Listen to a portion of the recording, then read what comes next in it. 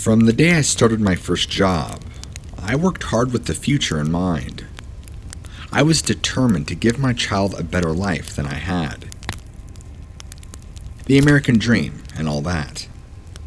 When I was fortunate enough to stumble upon my wife, and we discussed what we wanted from a marriage, I would discover that she had the same future in mind. As we jumped ahead to the arrival of our first child, we quickly learned that between work and taking care of the needs of a newborn, we had zero time to take care of small things, like keeping the house clean.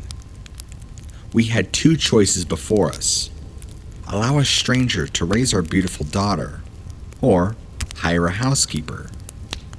Naturally, we chose the latter and called a maid service. The years passed, and along with the birth of a second child, the housekeepers would come and go. Some great, some terrible. Then we were sent Dania, and she quickly became part of the family. It only took a few months.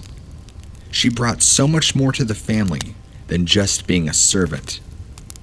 The connection she formed with us all, but especially the kids, was priceless. They were calling her Grandma Donna almost as soon as they could speak. About a year in, we had asked her to come work with us, and for the next 15 years, she spent 5 days a week, making our lives a little bit less hectic. That's why her murder would hit us all so hard. This all goes back to 1993, a time before she had come into our lives. Dania met a man named Joe, and they had a son, Antonio.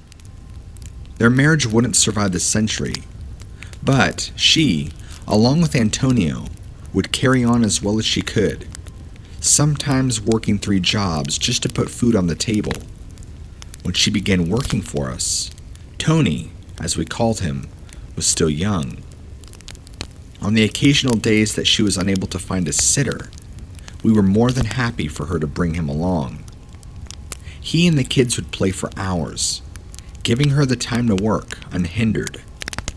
Unfortunately, as Tony grew older, he began getting in trouble with the law and banging heads with his mother. Tony was still coming along with Dania every now and then, but his attitude toward us had gradually soured, and we learned to keep our distance. Our lives would be forever changed on a rainy February morning in 2015. I was the last out of the house, for a change, and I'd left Dania to do her thing. According to later testimony, Tony had arrived about an hour after I'd left. He was there to ask his mother for a loan, but she refused.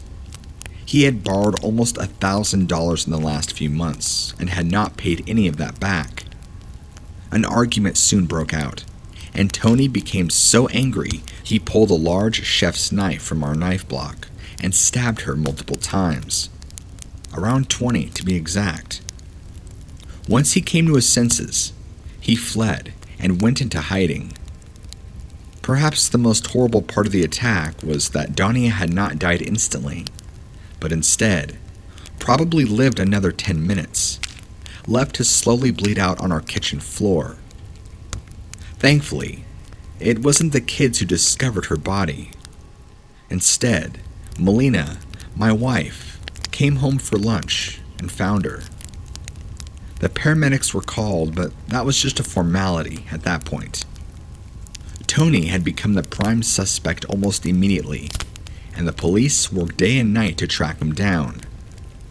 We were left to mourn her loss, a process I myself am still going through. I'd come to see Dania as a second mother, and her death hit me like a truck. Tony was found, eventually, and given life without parole. Short of death, it's a sentence I'm happy with, but no matter the time he's given, we're never going to get Grandma Donna back. Life at home was never the same after her death, and once our daughter moved off to college, Melina and I began looking for a new home. For the both of us, no matter where we looked, everything was a reminder of her death.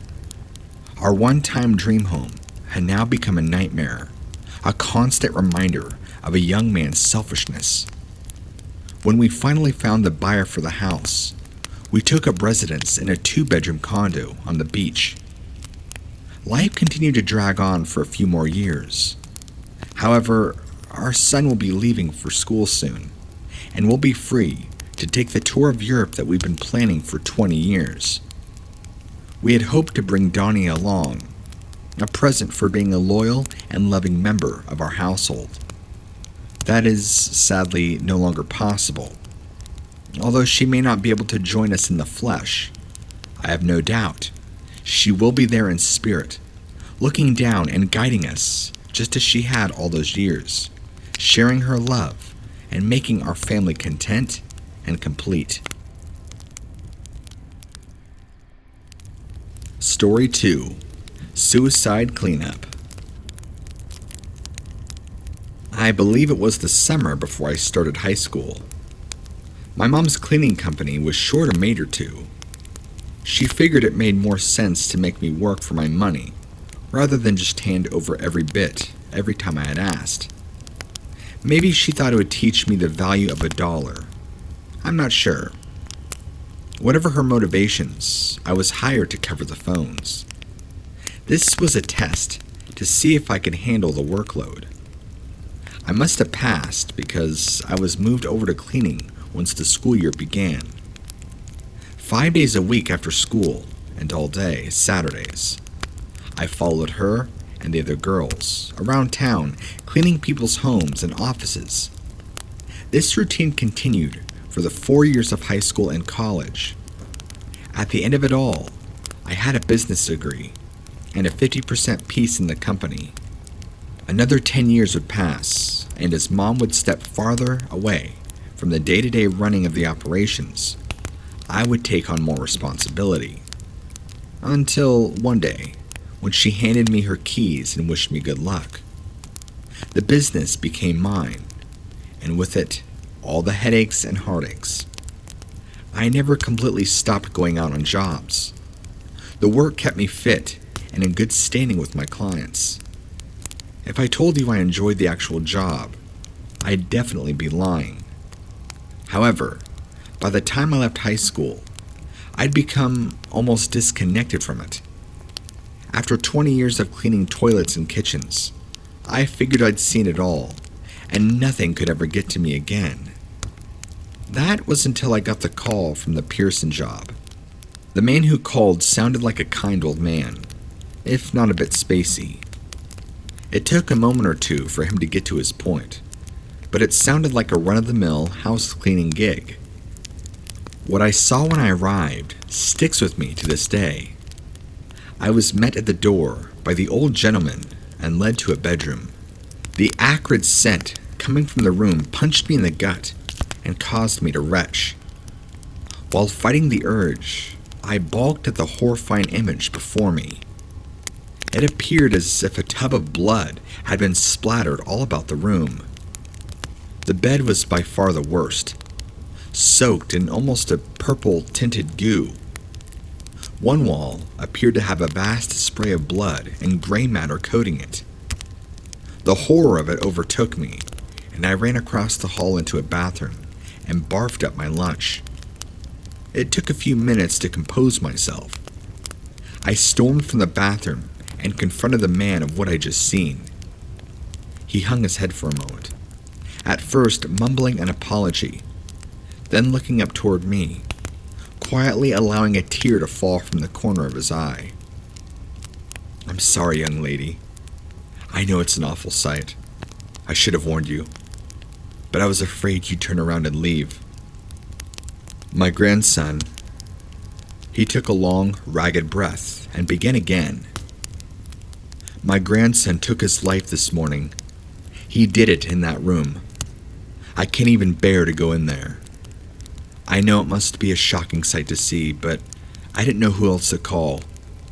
My insurance won't pay for it, and the other company I called, the one the police gave me the card for, they wanted far more than I could afford. I knew my wife had used your company many years ago and liked it. I guess I hoped you could help me." I wasn't sure what to say.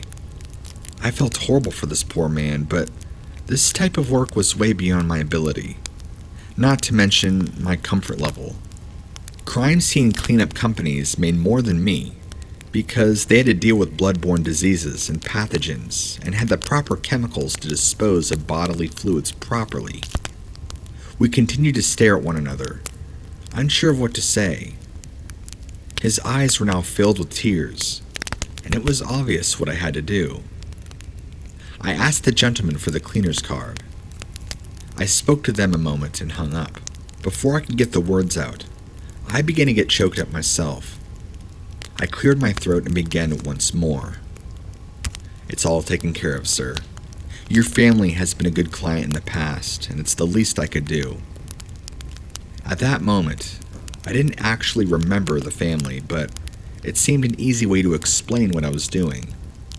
Although, right at that second, I wasn't sure why I was doing it. You don't have to worry about it. Consider it a thank you for your loyalty to our company. The old man's eyes lit up when I said this. His face was now one big wet mess. I don't know how to thank you, young lady. I didn't think there were kind of people like you yourself around anymore. He lunged upon me and wrapped me in his massive arms. I did the same, and we stood there for the next minute, locked in our mournful embrace. In an instant, we released one another, and I bid him goodbye.